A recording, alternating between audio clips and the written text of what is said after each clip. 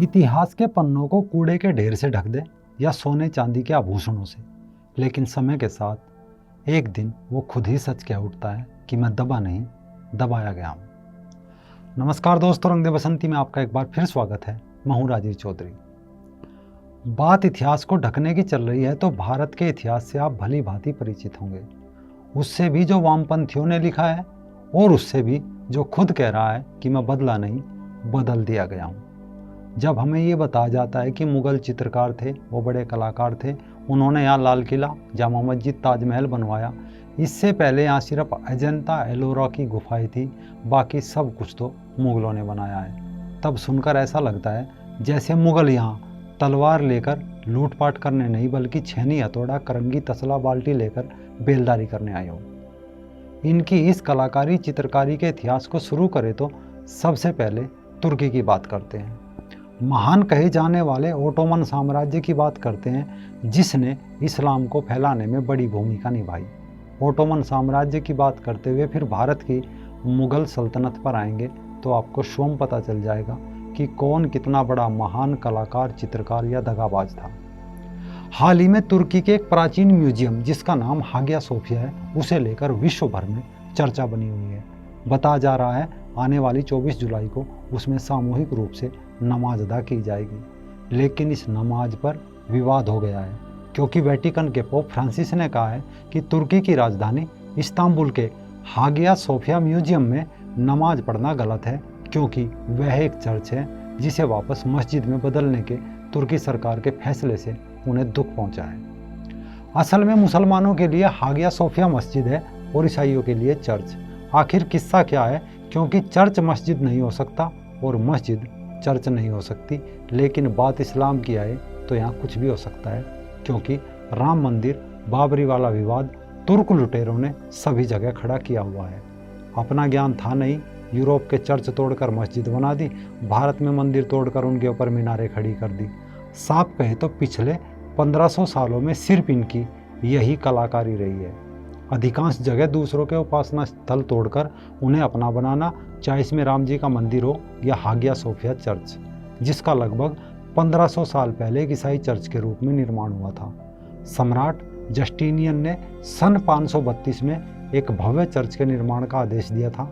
उन दिनों इस्तांबुल को कॉन्स्टेंटिनोपल कहा या कस्तूतुनिया के नाम से जाना जाता था, लेकिन सन 1453 में इस्लाम को मानने वाले ओटोमन साम्राज्य ने विजय के बाद इसे एक मस्जिद में बदल दिया था। हालांकि 1453 से 1934 तक हागिया सोफिया को मस्जिद के रूप में रखा गया, लेकिन 1934 में आधुनिक तुर्की के निर्माता कहे जाने वाले मुस्तफा कमाल पाशा ने देश को धर्मनिरपेक्ष घोषित करने के बाद इसे मस्जिद से म्यूजियम में तब्दील कर दिया था।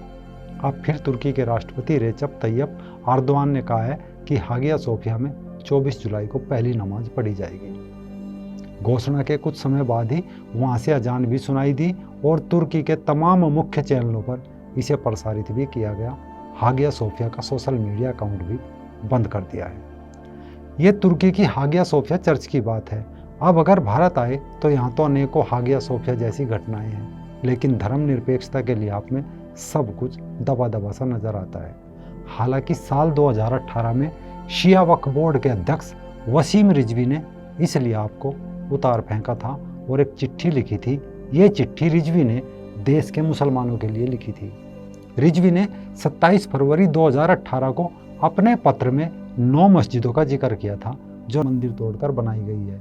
इनमें सबसे ऊपर सन 1528 में बाबर के सेनापति मीर बाकी ने राम मंदिर तोड़कर वहां मस्जिद बनवाई थी। दूसरा केशव देव मंदिर मथुरा का है, जिसे औरंगजेब ने 1670 में ध्वस्त किया।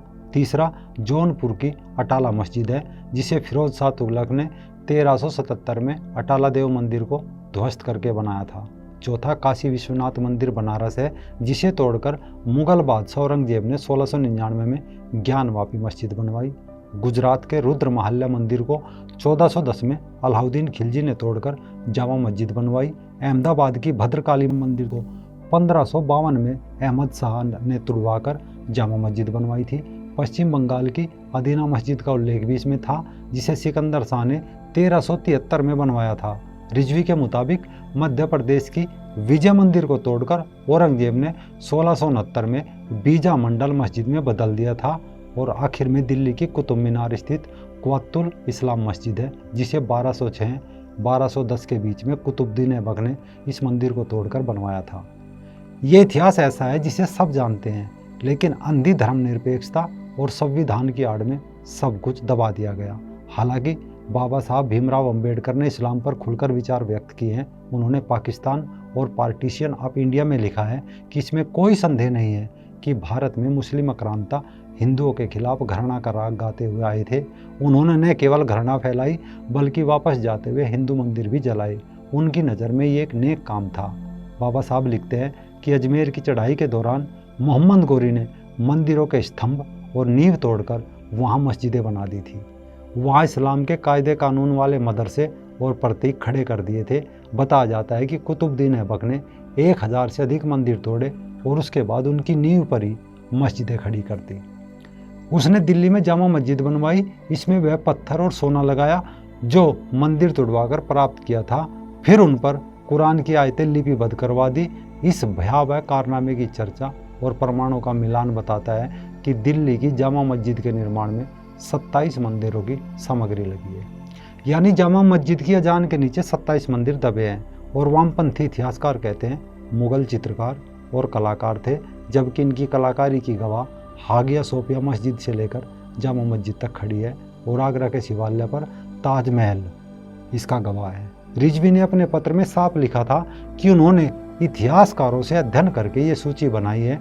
उनके अनुसार कब्जा करके बलपूर्वक किसी भी ऐसी मस्जिद में नमाज पढ़ने की इजाज़त इस्लाम नहीं देता है।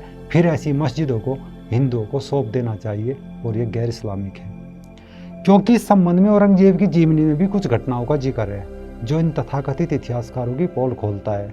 औरंगजेब पर साकी मुश्ताक खान द्वारा लिखित पुस्तक मसीर आलमगीरी में एक घटना का जिक्र है जिसे आज के ज़माने में किसी व्यक्ति ने नहीं लिखा। यह घटना रविवार 24 मई 1689 की है। उस दिन खान जहां बहादुर जोधपुर से मंदिरों को तबाह करके लौटा। औरंगजेब की जीवनी में लिखा है कि खान जहां बहादुर द्वारा मंदिरों को ध्वस्त किए जाने, उन्हें लूटने और प्रतिमाओं को विखंडित किए जाने पर बादशाह बहुत खुश हुआ। बादशाह को बहादुर के इन कृत्यों पर गर्व महसूस हुआ।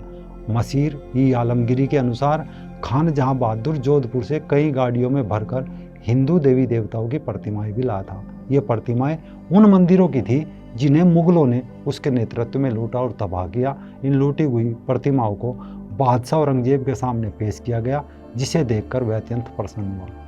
इसमें एक से बढ़कर एक प्रतिमाएं थी। कुछ सोने चांदी की थी, कुछ पीतल की, तो कुछ तांबे से गढ़े गए थे। इनमें कुछ ऐसी मूर्तियां भी थी जो पत्थर की थी और उन पर उत्तम नक्काशियां की गई थी। ऐसे ही यूनेस्को की सूची में शामिल कर्नाटक स्थित हम्पी के मंदिर। हम्पी मध्यकालीन हिंदू राज्य विजयनगरम साम्राज्य की राजधानी था। भारत के कर्नाटक राज्य में स्थित यह नगर यूनेस्को द्वारा विश्व विरासत स्थलों की सूची में शामिल है, जैसे हागिया सोफिया और ताजमहल है। कभी हम्पी में भी दुनिया के सबसे बेहतरीन और विशालकाय मंदिर बने थे जो अब खंडर में बदल चुके हैं। यह माना जाता है कि एक समय में हम्पी रोम से भी ज़्यादा समृद्ध नगर था। राजा कृष्णदेव राय की मृत्यु के बाद इस विशाल साम्राज्य को बीदर, बीजापुर, गोलकुंडा, अहमदनगर और बरार की मुस्लिम सेनाओं ने 1565 में क्रूरतम हमला करके नष्ट कर दिया। भयंकर लूटपाट और कत्लेआम हुआ और संपूर्ण शहर को खंडर और लाशों के ढेर में बदल दिया गया। ये इतिहास का सबसे क्रूरतम हमला था, जैसा कि दिल्ली में नादिर शाह और अहमद शाह अब्दाली ने क्रूरतम हमला किया था। ये केवल एक दो घटना नहीं है, ऐसी घटनाओं से इतिहास भरा हुआ है, क्योंकि इस्लाम में कोई प्राचीनता तो नहीं, आनन फानन में खड़ा किया गया संगठन था। जबरदस्ती जोड़े गए लोगों को जब पूजा स्थलों की जरूरत महसूस हुई तो ईसाइयों के चर्च, यहूदियों के सिनेनाग, हिंदुओं के मंदिर, पारसियों के अग्नि मंदिर जिन्हें आतिश बेराम कहा जाता है, उन्हें तोड़ा गया और बौद्धों के मठ तोड़े गए। और कमाल देखिए, फिर उन लोगों को उन्हीं के पूजा स्थलों को पकड़ा दिया गया। बस हो गई इस्लाम की स्थापना। यानी खाने पीने से के लिए लूट की गई तो पूजा उपासना के स्थलों तक को लूटा गया। और इतिहासकार ने इन्हें कलाकार, चित्रकार बतलाया। किसी ने अकबर को महान और किसी ने औरंगजेब जैसे लुटेरे को टोपी सीलने वाला मासूम बादशाह बताया। शायद फिल्म अभिनेत्री कोयना मित्रा ने राम जन्मभूमि फैसले के बाद असदुद्दीन ओवैसी को सही जवाब दिया था। जब ओवैसी ने कहा था कि उन्हें बाबरी मस्जिद वापस चाहिए, इस पर कोयना मित्रा ने ओवैसी पर जवाबी हमला करते हुए कहा था कि पहले हमारे तोड़े गए 40,000 हिंदू मंदिरों को वापस लौटाओ। मंदिर कब वापस होंगे अभी कहा नहीं जा सकता, लेकिन यह जरूर देखते हैं कि ईसाइयों में कितना दम है। क्या वे अपने संत सोफिया का चर्च वापस मांगते हैं या 24 जुलाई को उसमें से निकलने वाली अजान को सुनते हैं।